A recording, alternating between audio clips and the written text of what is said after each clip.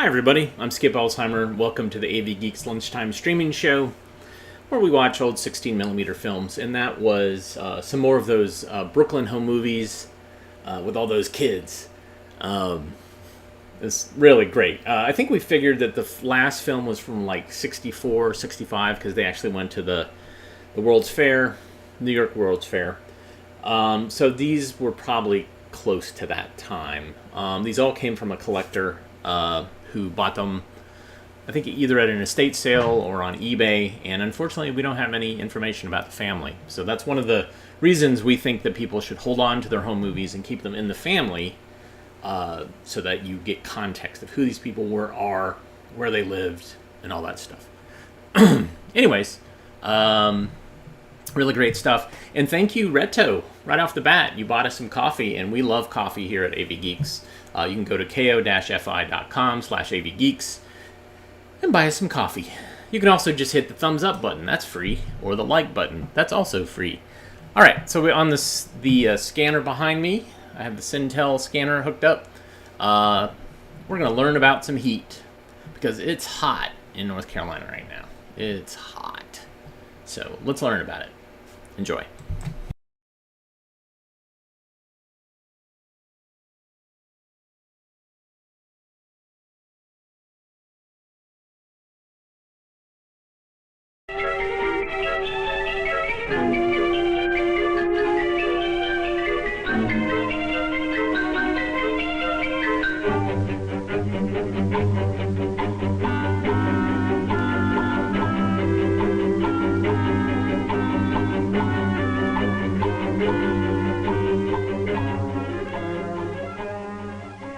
Playing with snow is lots of fun. But if you want to keep your hands warm, you have to wear mittens or gloves because the snow feels cold. Take some snow into your bare hand. The longer you hold it, the colder your fingers get. Why? Is it because cold flows from the snow to your hands, or because heat passes from your hand to the snow, as people believed long ago? If heat is an invisible matter that flows in or out of materials, we should be able to weigh it. This is the weight of a tray, an ice cube, and a cover. The pointer shows 0. All materials have weight. In melting, ice should be losing weight. Does it?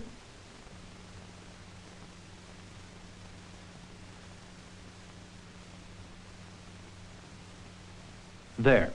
All ice is gone. Will the pointer show any loss of weight? No. Evidently, heat is not a material. What then is heat? It is a form of energy that can be used to do work. That is, to move things. Heat energy runs this earth-moving machine. If heat is energy, what is cold?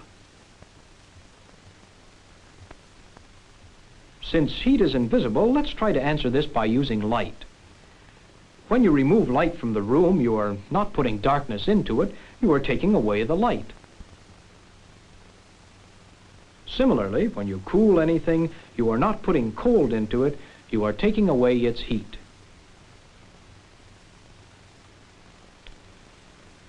In order to find out more about heat, let's experiment again with ice. Like all other materials, ice is thought by scientists to be made up of very tiny particles called molecules. The molecules of all matter, including ice, are constantly moving.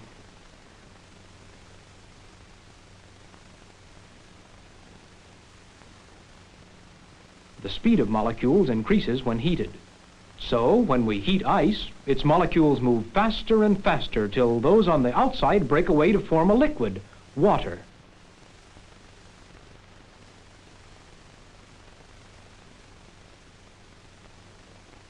If we continue heating the water, its molecules will move even faster.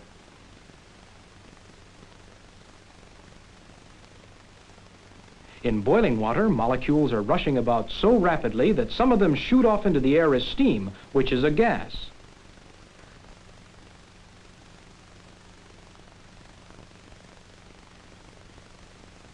This experiment has shown that the same material can be a solid, such as ice,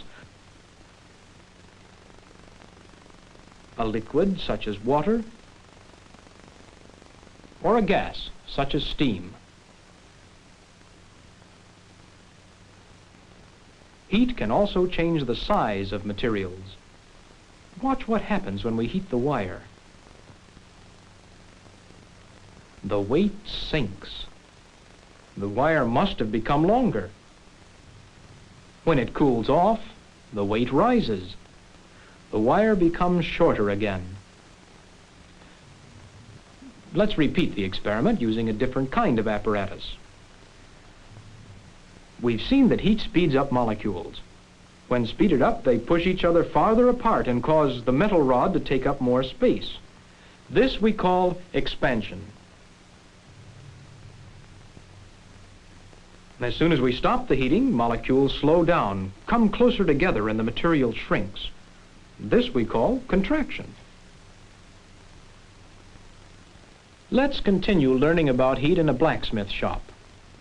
When one end of the metal bar is heated, the molecules on the heated end move faster.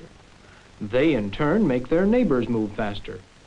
In this way, heat passes from one molecule directly to the next. This we call conduction. Metals are good conductors of heat. The smith can light a match on the end of the metal rod, which is not in the fire, because heat travels easily through metals. In contrast, some materials are poor conductors. For example, asbestos. The smith can put his hand safely into the fire when it is protected with an asbestos glove. Wool clothes are also poor conductors of heat. Air is another poor conductor. But air can be heated in another way called convection. Here you see heated air carrying the tinfoil upward. And below, colder air is pulling the tinfoil toward the flame. This shows convection.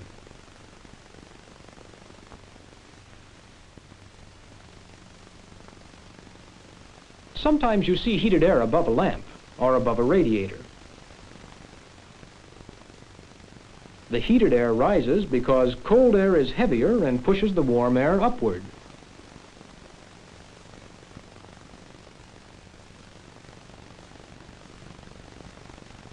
But the sun heats the earth by a third means, called radiation. Heat can travel by conduction and convection only if there is some material present. Rays from the sun, however, must travel through empty space by this third way, by radiation. This is how it works. The large bulb is giving out radiant energy. Air has been pumped out of the bulb. Even so, when its radiant energy strikes the thermometer, it is absorbed and changed into heat energy.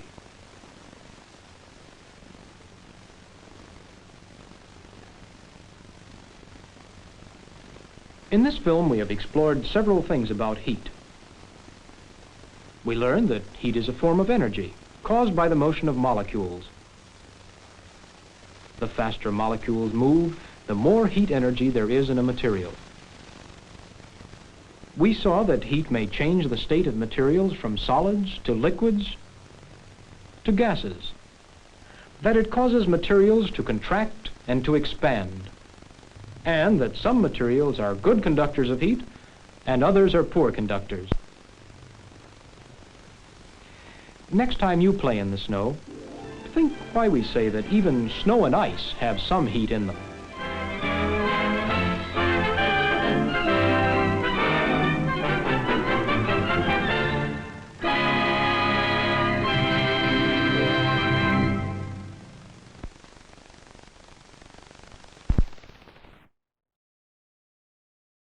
Yeah, sorry, the stability of that image wasn't great. Basically, the film has shrunk a little bit, and so it's having issues going through the gate, and the software for the scanner is not really doing its job. So that's annoying, but it happens. I'm sure you got the message as the receiver. We've communicated to you, but in case we haven't, here's this film. Communication, the receiver.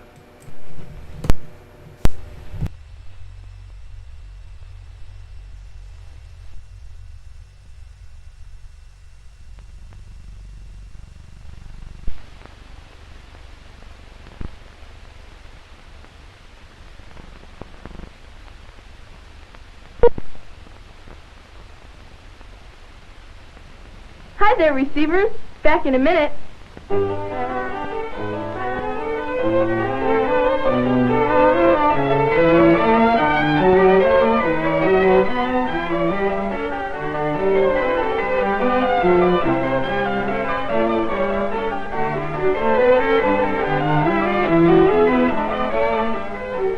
In communication, the sender shares an experience with the receiver. The receiver is the target for the sender's message. Now I'm the sender, and this is my symbolic message. The receiver will be Pancho.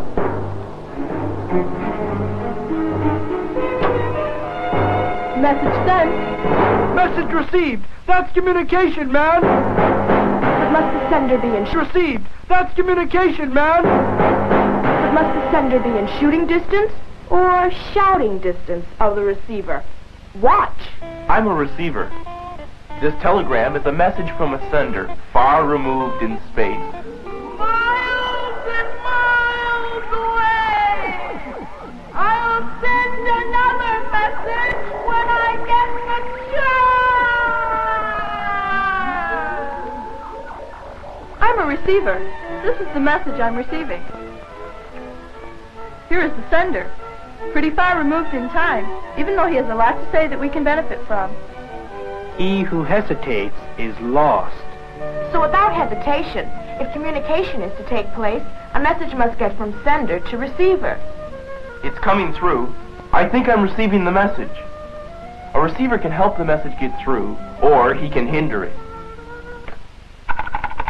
Hello? Hello? I've been cut off. Anyway, if you're going to be a good receiver, you ought to know some ways that a receiver can help or hinder the communication process. Let's begin by setting up a situation for communication.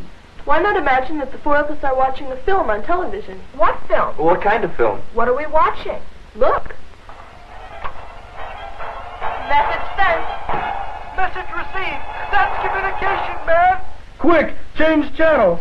Not until we learn something about receivers. For instance, how some receivers avoid a message. Like you're avoiding the message on TV now. Yes, I am avoiding the message. I don't want to hear it. In a figurative sense, I've used my earlids.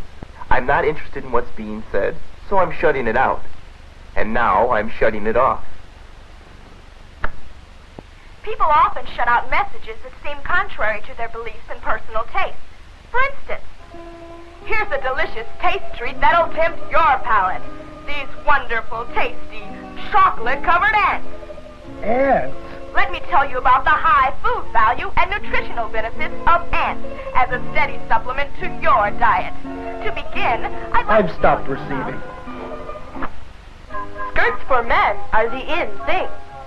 The most attractive patterns that men can wear I'm are... not receiving. So you see... A receiver who doesn't think he'll agree with the sender's message can block its transmission. That's right, I agree.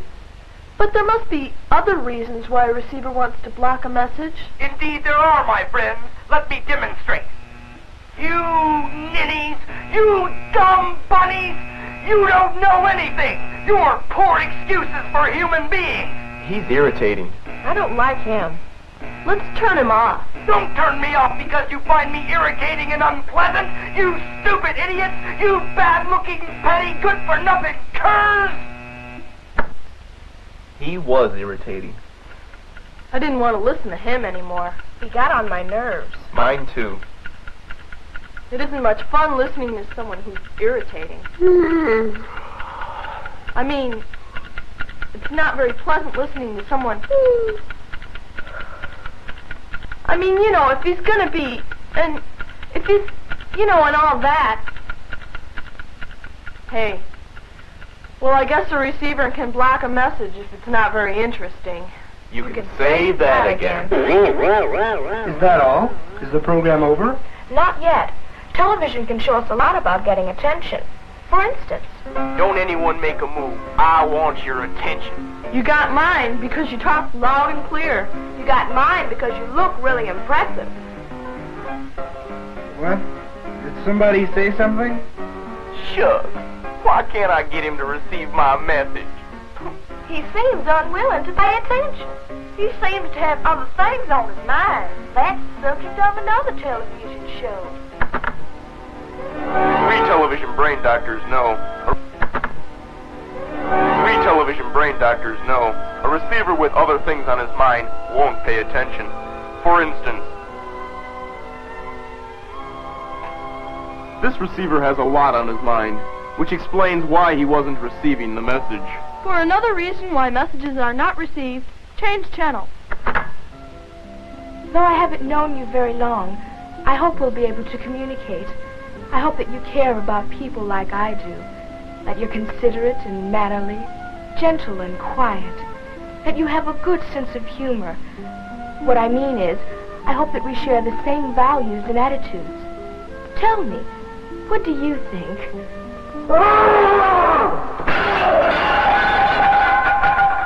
A communication failure.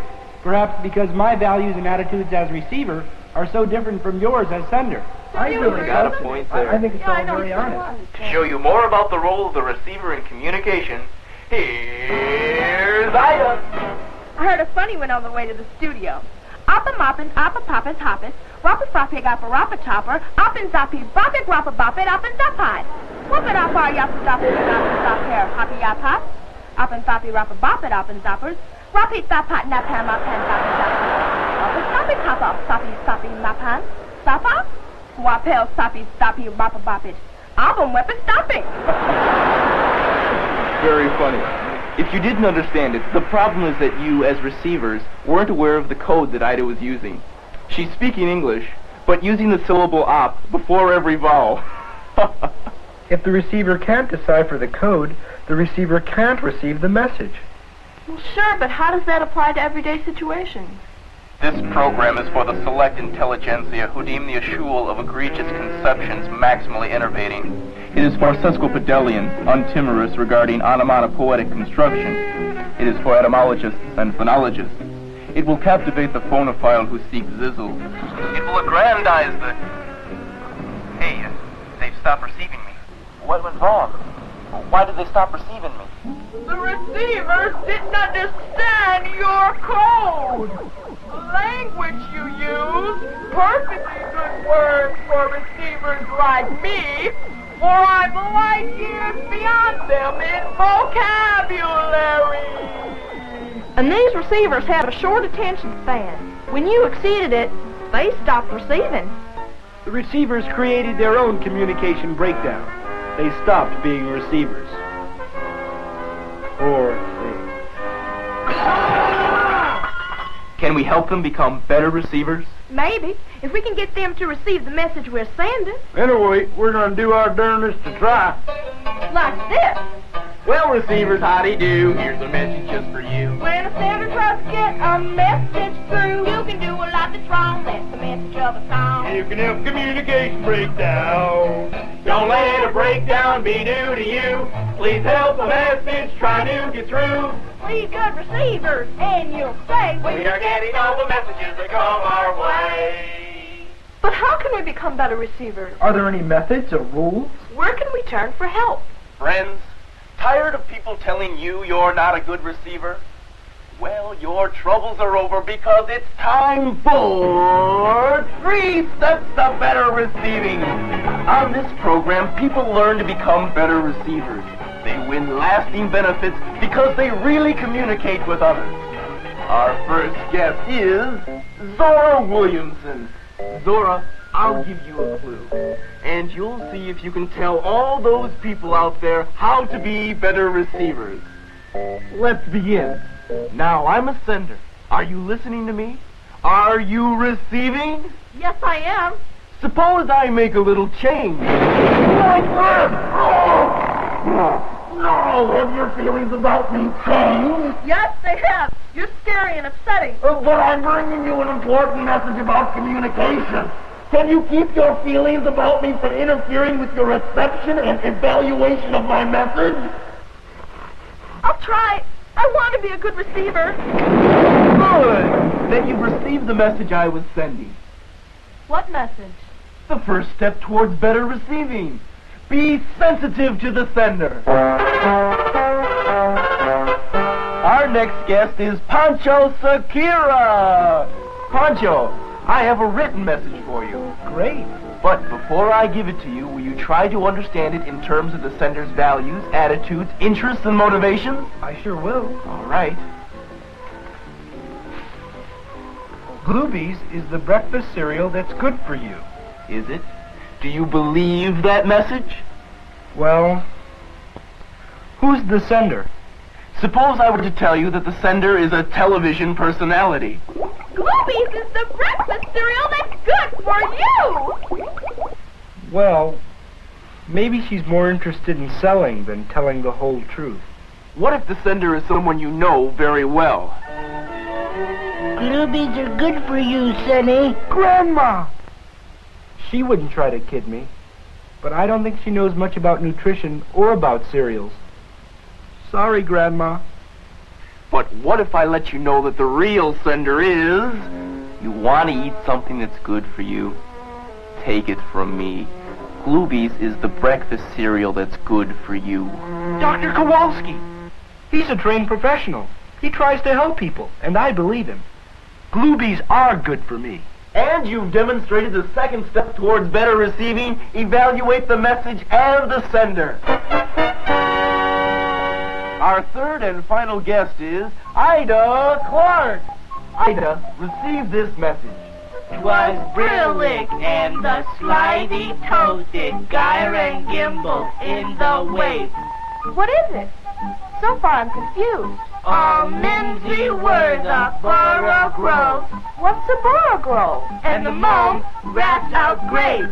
Well, it's some sort of nonsense poem. When I think about it, it seems to set a mood. Are you trying to tell me something about poetry? I'm confused. Confused. But you've taken the third and final step to better receiving. Send feedback. You did that as you told us your feelings about receiving.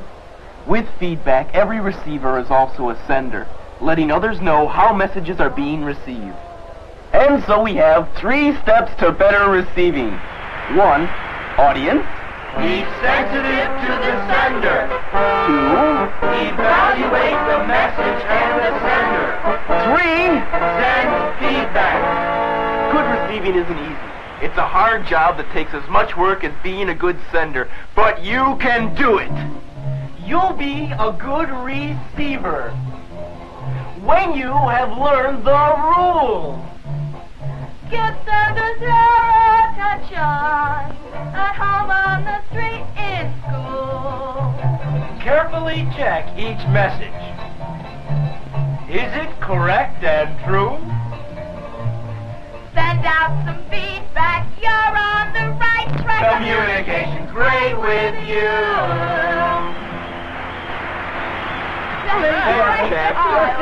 I know what they're doing. Very good. I like They've that. got it. Really great.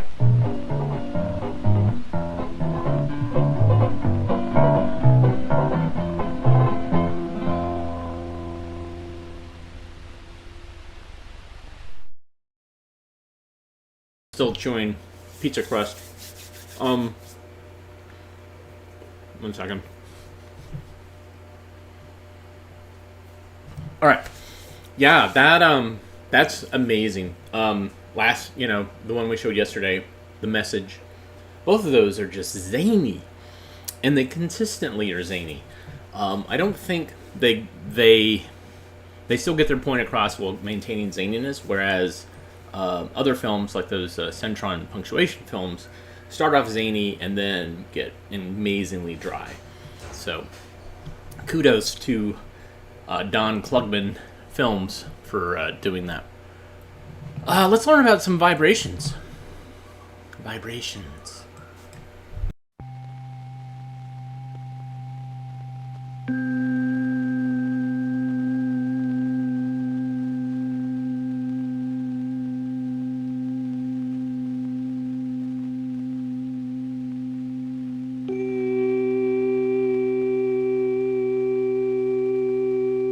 A vibration is a motion that repeats itself over and over again. Whenever an action is repeated over and over again with a more or less regular rhythm, you can be sure something is vibrating. We can see things vibrating. We can feel vibrations.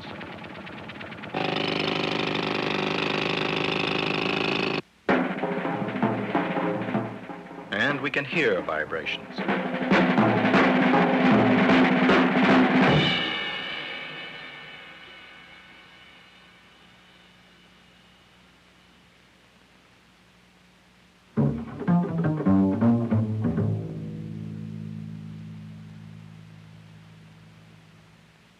Every sound you hear is the result of something vibrating.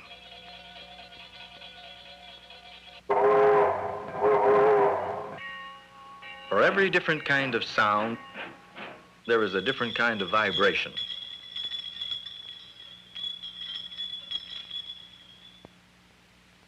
This is a tuning fork. You can hear the tone because the fork is vibrating. When you strike a tuning fork, it vibrates. The vibrating arms hit against the surrounding air particles. These particles, in turn, hit against particles of air farther from the tuning fork. When the movement in the air reaches your ear, you hear sound.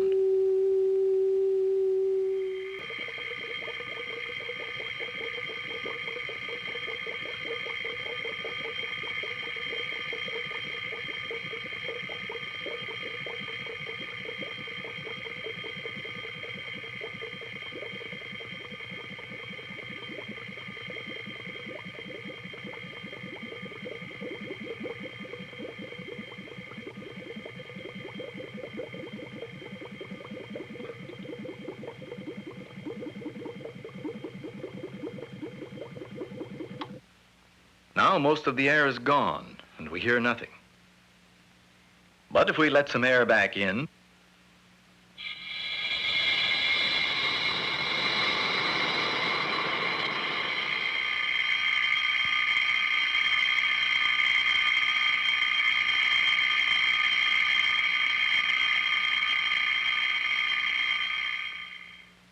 here's a vibration.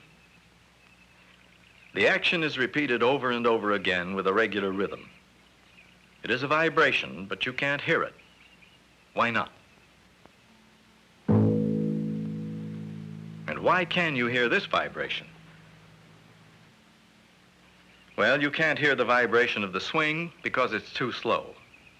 It takes the swing a couple of seconds to make one vibration.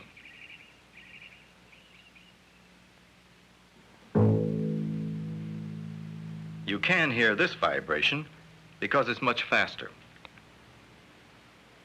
This string is vibrating at a frequency of 55 vibrations per second. This sound has a higher frequency. The higher the frequency of the vibration, the higher the pitch. Here is a dog whistle that can produce over 20,000 vibrations a second. If you blow it, you can't hear the whistle. The dog could hear the whistle even though we can't. Can you explain why?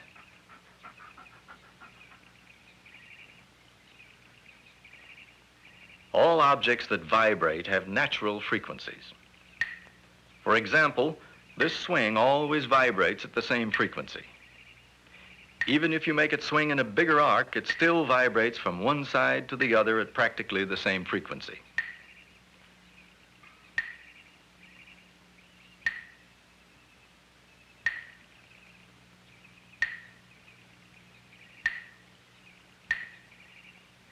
This smaller swing has a faster natural frequency of vibration.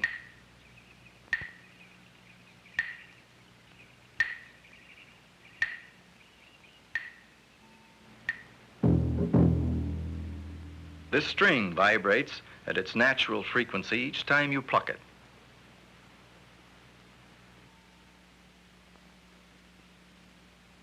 This string has a higher natural frequency of vibration.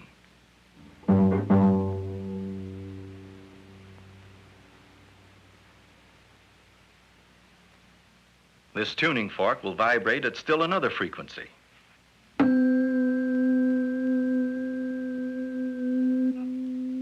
That's strange. Where's the sound coming from?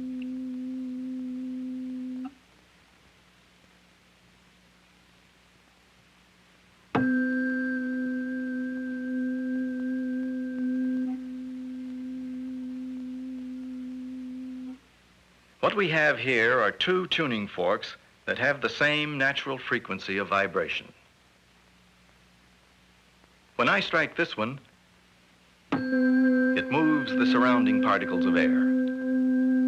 These moving particles of air strike against this one at just the right rhythm to start it vibrating too. The vibrations of the first tuning fork made the second one vibrate also.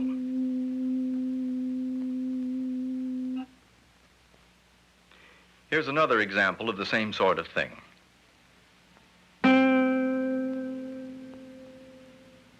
A guitar string will vibrate when I pluck it. And here are three tuning forks that will vibrate at three different frequencies. This tuning fork seems to make the same sound as the guitar string I plucked. We say that it's in tune musically with that string.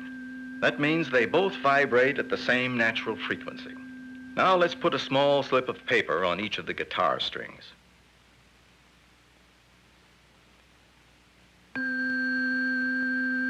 We know this tuning fork is in tune with one of the guitar strings. Well, you know what happened. Because they both vibrate at the same natural frequency, the tuning fork started that particular string vibrating. What about this fork?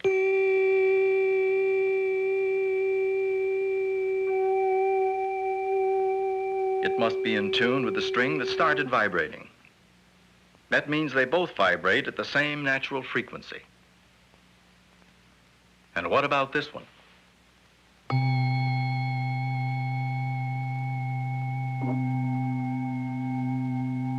None of the remaining slips of paper moved, so this tuning fork must vibrate at a natural frequency different from any of these strings.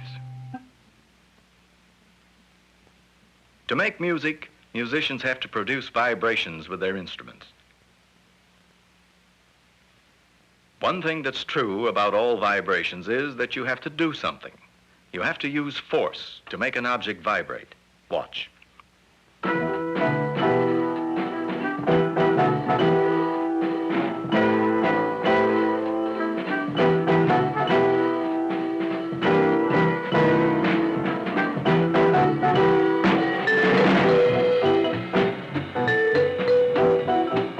You strike the bars in the vibraphone.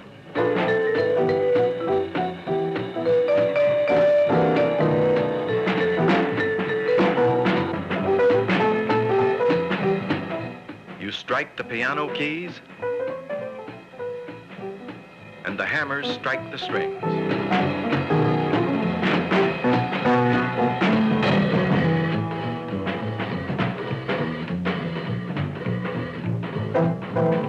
You pluck the bass strings.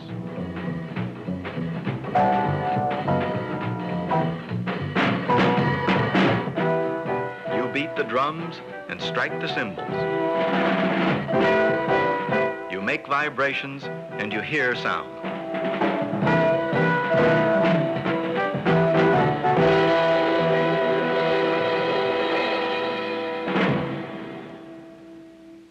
You have to use force to make an object vibrate. To start a swing vibrating, you have to use force too. It takes a lot of force to push the swing up this high. When you let go, the swing will return to its natural position. But you know the swing wouldn't really stop here. Moving objects always try to keep moving. It's not going to stop here either. There's a force pulling it back to center. But again, it goes too far. Two things are needed to make a vibration. One is a force that pulls the vibrating object toward a center position. The other is the natural tendency for a moving object to keep moving.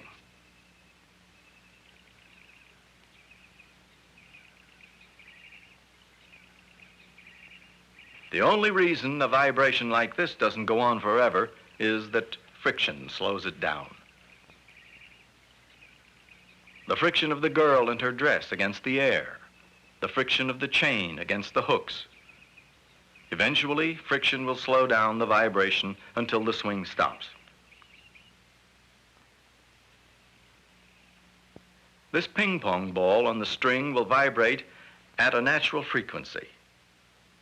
We can start it vibrating by blowing on it. If you blow in rhythm with this natural frequency of vibration, the ball swings higher and higher.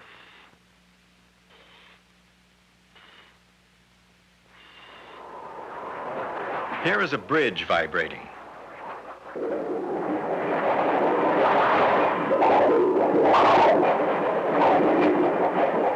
It's vibrating because strong winds are pushing on it, and it has started vibrating at its own natural frequency. All bridges are designed to swing a little, but this one got out of hand.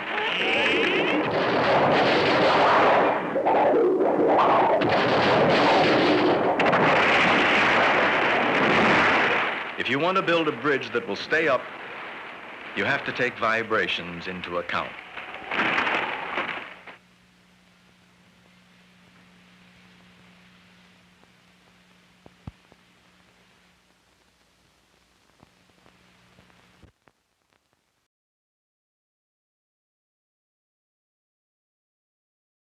I was expecting some like more cool jazz music to play it out, but that did not happen. All right, sweet. Okay, so behind me, I have on the Cintel, I have another film, which I have not changed the title for, and this is called Safety on the Job.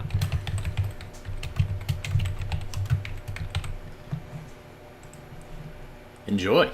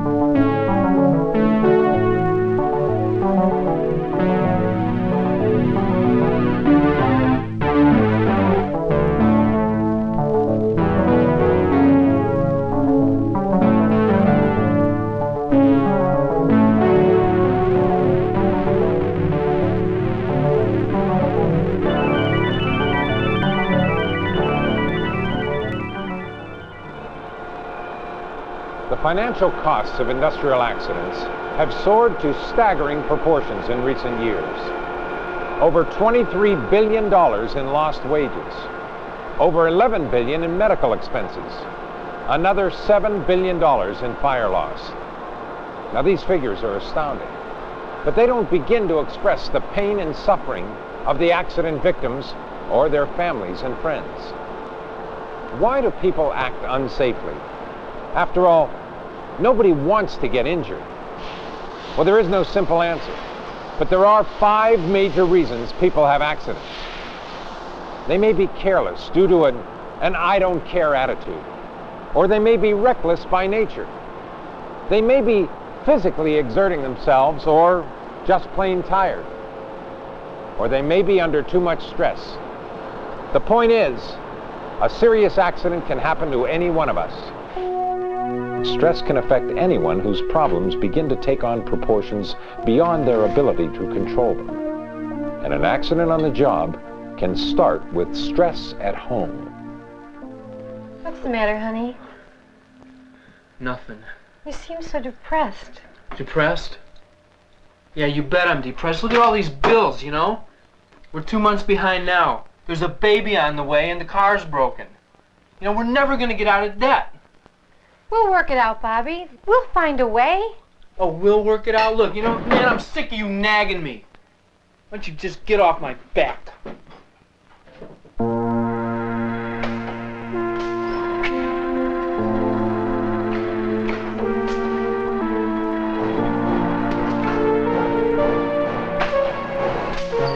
Hey, Yablonsky, watch what the hell you're doing there. You want to cut your hand off?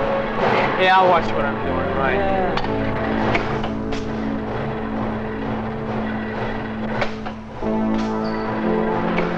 Yeah, you bet I'm depressed. You seen all these bills? You know, we're never gonna get out of debt. Why don't you just get off my back?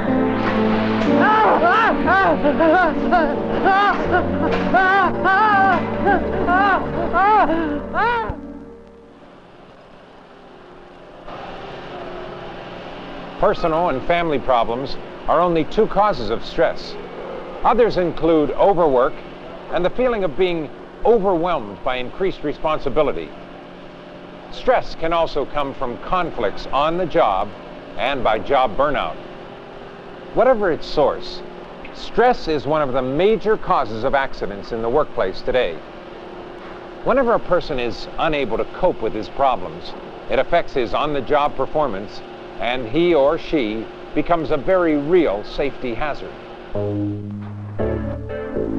I'll take care of it tonight. You said that yesterday. But stress is not the only cause of accidents.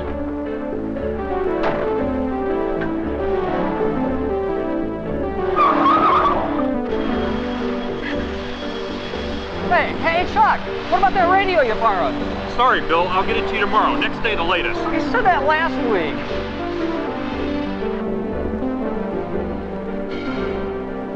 Hey, Chuck, the foreman wants to see you. Terrific. Being negligent is not paying attention to what you're doing. Often it's caused by overfamiliarity with the job or equipment.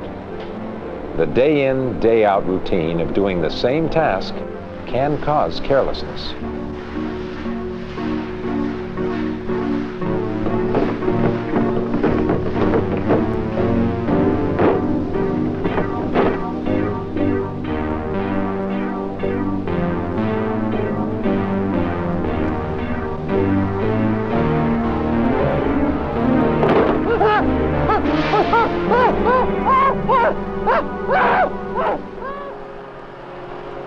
Even small acts of negligence, brief moments of inattention, can quickly become major problems. But recklessness can be an even greater problem, because it often affects not only your safety, but the safety of other workers as well. A reckless worker is a real danger to himself and to others. His actions often cause considerable property damage as well.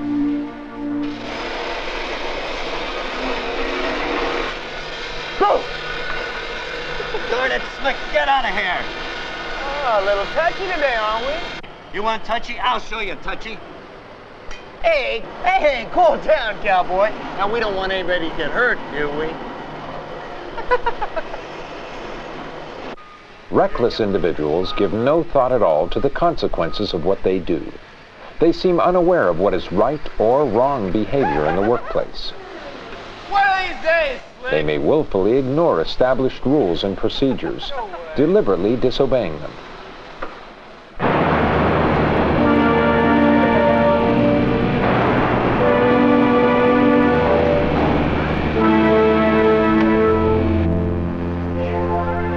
I've been on this job 3 months and that stuff still scares the pants off me. Yeah, what have you been in 3 years? You've been drinking it. No, seriously. Have you ever thought about what happens if you slip up? That's just 3,000 degrees.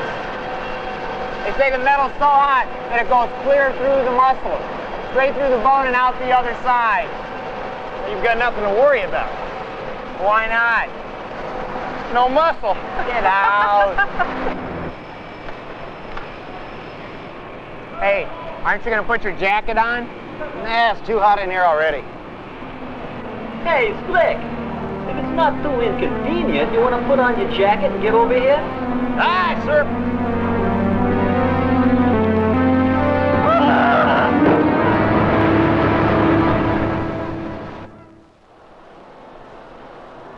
While recklessness is obviously dangerous, fatigue can sneak up on you. Fatigue is mental and physical exhaustion that affects your stamina and alertness. It can be caused by too much overtime, long hours working on a tedious project, anything that wears you down. And the easiest cause to ignore is simple lack of sleep. So then he juggles the ball for about 5 yards, runs into his own man, and then he runs into the goalpost. And they rule it complete. Yeah. Oh, man, I wish I'd have seen that. Oh, yeah. How was the wedding? Huh? My wife loved it. Hey, they're going to rerun the game. Great. Great. Ooh, pretzel. Where's your pretzel? Good. Here we are. Hey, Jake, you're going to miss it twice. Yeah, I know, but I told my wife I'd be home around 12. Besides, I've got to give Denver a ride here. You mean you guys are going to desert me? Us growing boys need our sleep, you know. What's the younger generation coming to? Oshansky gives the signal, and there's the kickoff. See you at work tomorrow, Bob. Yeah, okay, yeah. Butlick takes it at the 5. He's to the 10. No. The 20. No. The 30. No. It looks like he's going to break this one all the way. I can't believe it. He did it again. It's football, Denver. I don't know how he does Football. That's all he thinks about. Well, it isn't the party person. Refill? Oh, please. Hey, keep it down. Can't you see he's trying to sleep? That's what I like about you guys. Sympathy. Yeah, well, you better hurry up. The foreman's been in the works since 6:30. Oh, great.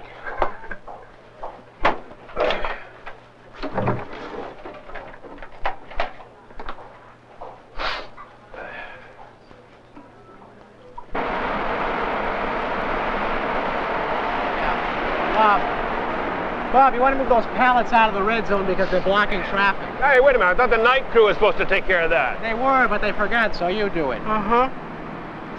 Are you going to be okay? Yeah, I can handle it. Fatigue slows your reaction time and how fast you make decisions. Its most dangerous aspect is that you may not be aware you aren't functioning normally.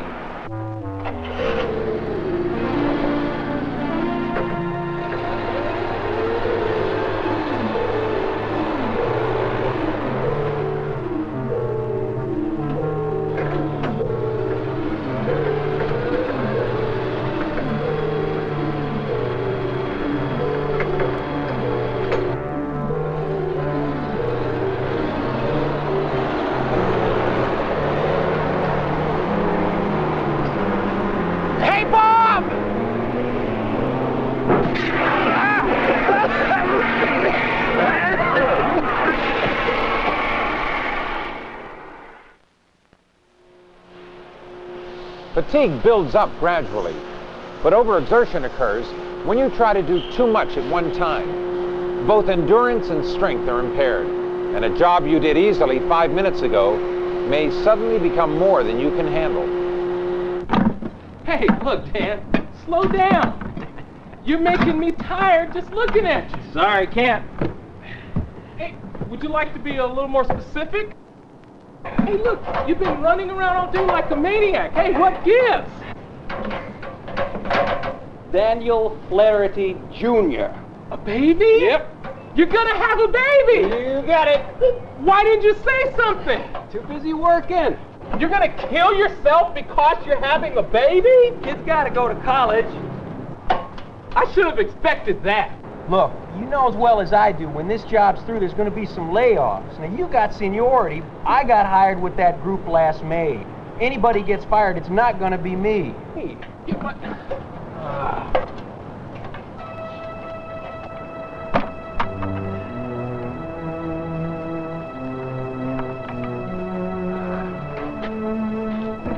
Hey, Dan, let me give you a hand with that. I can handle it. Hey. Ah, come on, Dan. Like I said, I could... Dan! Dan!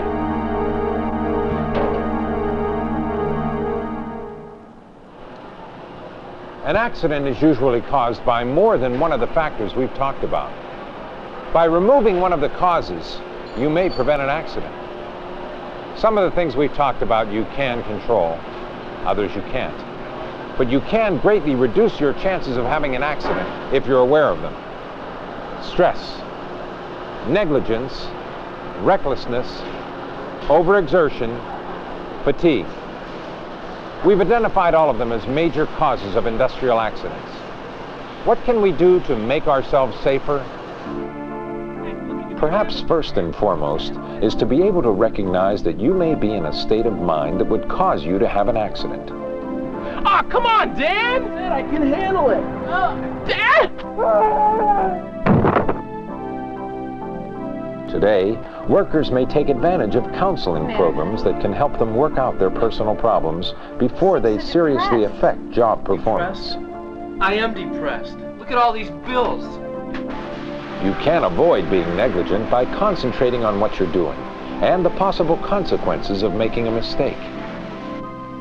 If you feel there's a bit of recklessness in your personality, you should be doubly cautious on the job.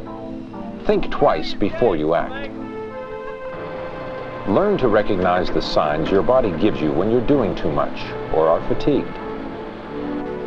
Employers and supervisors need to be alert and sensitive to employee problems. An open line of communication from both sides allows complaints and concerns to be aired freely. This can go a long way toward eliminating the conflicts and tensions that contribute to stress and stress-related accidents. Stress, negligence, recklessness, overexertion, and fatigue. Major contributors to work-related accidents. Tens of thousands of people are killed or disabled each year through their own mistakes. And every one of them thought it couldn't happen to them. It's up to all of us in the workplace to identify these attitudes and behavior patterns and to deal with them before they appear as on-the-job accidents. At stake is the health and welfare of millions of men and women in the workforce. The person next to you, maybe even yourself.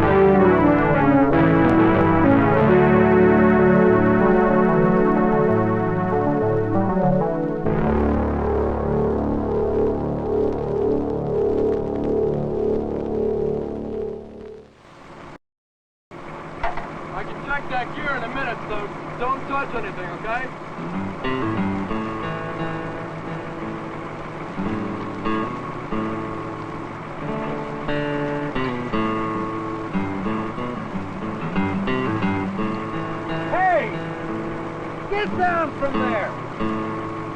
Now!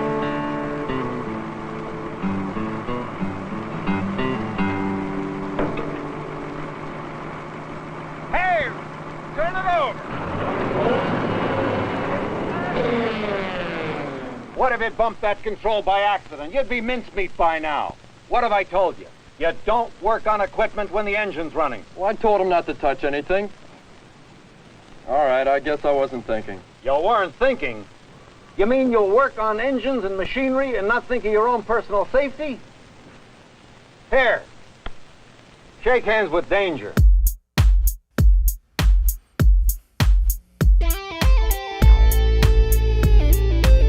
Shake hands with danger. Meet a man you ought to know.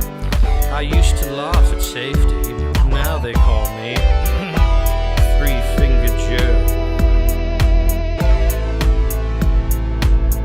I was young and feisty, never did things by the book. Just let me get my toolbox and I'll take myself a look. I climbed up on a dozier with my mechanic's pride. Said, you can keep it running, friend, while I poke around inside. Shake hands with danger, meet a guy you ought to know. I used to laugh at safety, now they call me Three-Fingered Joe. Although I learned a lesson, I forgot it soon enough. The nicks and burns and scratches showed the young ones I was tough. Till another morning I was grinding on some steel. My other hand got careless and fed my skin into the wheel. Shake hands with danger, step right up and say hello. Grinding wheels and metal are what made me Three-Fingered Joe. I've seen mechanics burning and I've seen them take a fall just to save themselves a minute. I've seen them lose it all. I've watched them courting trouble, seen them take a chance and lose. They get careless for a moment and spend a lifetime with the blues. Shake hands with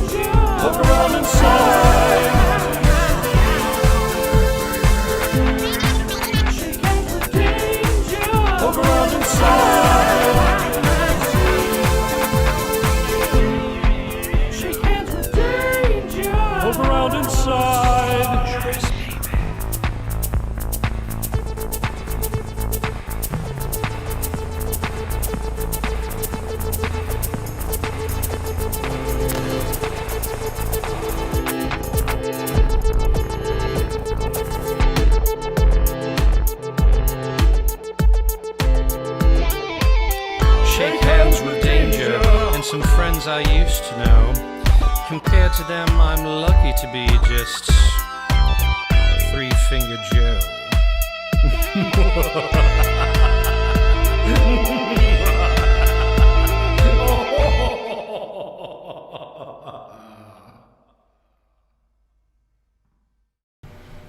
So I like the synth keyboard was in both of these films. And of course, you know, I love this Shake Hands with Danger re-envisioning.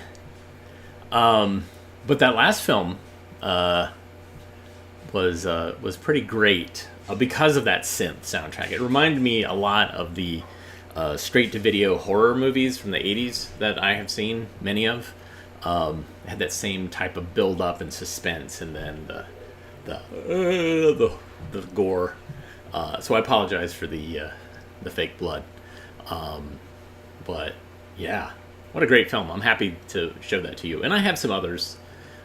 Someone mentioned maybe doing a work safety show. I mean, I have done that in the past, and I've certainly shown work safety films throughout. But that one might be something that if we did an evening show,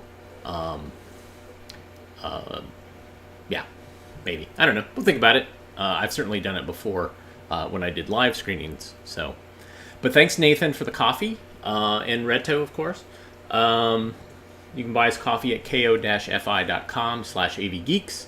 You can also go to avgeeks.com and see other things that we've digitized and put online over the years. For more than 10 years, I feel like I've been uploading stuff. And hit the like button, the thumbs up button. All those ways to say, yes, we like this. We like what's happening here. Because that feels good to see it, but it also feels good to some sort of hidden algorithm that is keeping score. So we'll be back again tomorrow. It's Friday already. Holy cow. So we'll see you soon. And everybody have a great rest of your day. Take care.